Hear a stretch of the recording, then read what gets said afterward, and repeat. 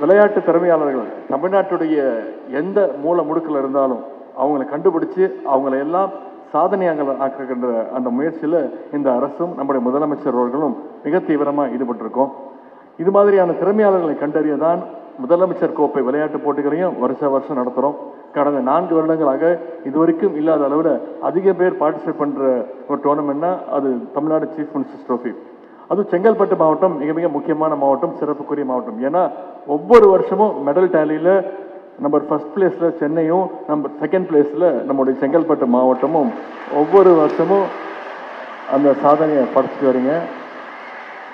இந்த வருஷமும் 2nd place, அடுத்த வருஷம் நிச்சயமாக 1st பிளேஸ்க்கு எய்ம் பண்ணுவீங்க அப்படின்ற அந்த நம்பிக்கை எங்களுக்கு இருக்கின்றது. இந்த தமிழ்நாடு சீஃப் மினிஸ்டர்ஸ் ட்ரோஃபி மூலமாக கண்டறியப்படுகின்ற இந்த இளம் விளையாட்டு வீரர்களுக்கு முறையான பயிற்சியையும் நம்முடைய அரசு அளிக்கின்றது. தமிழ்நாடு சாம்பியன்ஸ் ஃபவுண்டேஷன் மூலமாக நிதி உதவி, அதே மாதிரி அவங்க ஸ்போர்ட்ஸ் எக்யூப்மெண்ட் விளையாட்டு உபகரணங்களை கொடுத்து எந்த விதமான சப்போர்ட் தேவையோ அத்தனை உதவிகளையும் நம்முடைய அரசும் முதலமைச்சர் அவர்களும் விளையாட்டு வீரர்களுக்கு தொடர்ந்து கொடுத்து ஊக்கப்படுத்தி வருகின்றார். விளையாட்டு போட்டிகளில் அது நேஷனல் லெவலாக இருந்தாலும் சரி, இன்டர்நேஷனல் லெவலாக இருந்தாலும் சரி, ஜெயிச்சுட்டு வந்த உடனே நம்முடைய முதலமைச்சர்கள் சந்தித்து அவங்களுக்கு உயரிய ஊக்கத்தொகை, ஹை கேஷ் இன்சென்டிவ்ஸை எந்த மாநிலத்திலும் இல்லாத அளவிற்கு அதிகமாக உடனடியாக நம்முடைய முதலமைச்சர் அவர்களே கொடுத்திருக்கிறார்.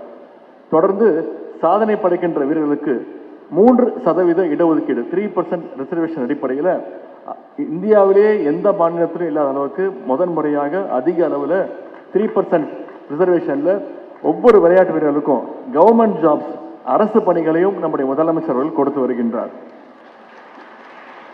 இதுவரைக்கும் பல ஸ்டேட்களில் இல்லாத, முக்கியமாக தமிழ்நாட்டுடைய வரலாற்றே இல்லாத அளவுக்கு சென்ற வருஷம் எங்களுடைய டார்கெட் 100 சொன்ன மாதிரி 100 விளையாட்டு வீரர்களுக்கு அரசு வேலை வாய்ப்புகளை நம்முடைய முதலமைச்சர் அவர்கள் கொடுத்திருக்கிறார்.